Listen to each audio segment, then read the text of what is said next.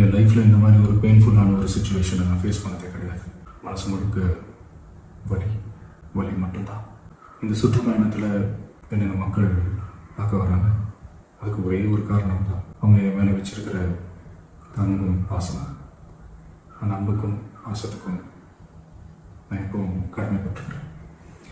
அதனால தான் இந்த சுற்றுப்பயணத்தில் மற்ற எல்லா விஷயங்களையும் தாண்டி மக்களுடைய சேஃப்டி, அதில் எந்த காம்ப்ரமைஸும் பண்ணிடக்கூடாதுன்றதுக்காக தான் அது என் மனசில் ரொம்ப ஆழமாக இருக்கும் அந்த எண்ணம். அதனால தான் இந்த அரசியல் காரணங்கள் எல்லாத்தையும் தவிர்த்துட்டு ஒதுக்கி வச்சுட்டு மக்களோட சேஃப்டி மட்டும் மைண்டில் வச்சுக்கிட்டு அதுக்கான இடங்களை சூஸ் பண்ணுறது, அதுக்கான இடங்களை பார்த்து பெர்மிஷன் கேட்குறது, போலீஸ் டிபார்ட்மெண்ட்டில் அதை ரிக்வெஸ்ட் பண்ணி கேட்போம். ஆனால் நடக்கக்கூடாதது நடந்துருச்சு. ஆனால் மனுஷன் தானே. அந்த நேரத்தில் அத்தனை பேர் பாதிக்கப்பட்டு இருக்கும்போது இப்படி அந்த ஊரை விட்டுட்டு என்னால் கிளம்பி வர முடியும்.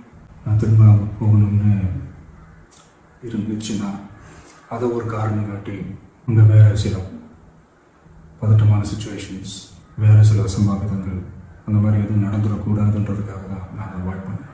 இந்த நேரத்தில் சொந்தங்களை இழந்து தவிக்கிற அத்தனை குடும்பங்களுக்கும் என்னுடைய ஆழ்ந்த இரங்கலை தெரிவிச்சுக்கிறேன். எனக்கு தெரியும் என்ன சொன்னாலும் இது ஈடையாகாதுன்னு எனக்கு தெரியும். ஹாஸ்பிட்டலில் ட்ரீட் பண்ணிகிட்ருக்கிற எல்லாருமே சீக்கிரமாக க்யூர் ஆகி வரணுன்றது இந்த நேரத்தில் நான் வேண்டிக்கிறேன். கூடிய சீக்கிரமே உங்கள் எல்லாரையும் நான் சந்திக்கிறேன். இந்த நேரத்தில் எங்களுடைய வலிகளை, எங்களுடைய நிலைமையை புரிஞ்சுக்கிட்டு எங்களுக்காக பேசின அரசியல் கட்சிகளை சார்ந்த நண்பர்கள், தலைவர்கள் அனைவருக்கும் என்னுடைய நன்றியை தெரிவிச்சுக்கிறேன். கிட்டத்தட்ட ஒரு 5 மாவட்டத்துக்கு பிரச்சாரத்துக்கு போனோம். இந்த மாதிரி எதுவுமே நடக்கலாம். ஆனால் கரூரில் மட்டும் ஏன் எப்படி நடக்குது, எப்படி நடக்குது? மக்களுக்கு எல்லா உண்மையும் தெரியும். மக்கள் எல்லாத்தையும் பார்த்துக்கிட்டு இருக்கிறாங்க. கரூரை சேர்ந்த அந்த மக்கள் அந்த உண்மையெல்லாம் வெளியில் சொல்லும்போது எனக்கு கடவுளே நேரில் வந்து இறங்கி அந்த உண்மைகள்லாம் சொல்கிற மாதிரி எனக்கு தோணுச்சு. சீக்கிரமே எல்லா உண்மைகளும் வெளியில் வரும்.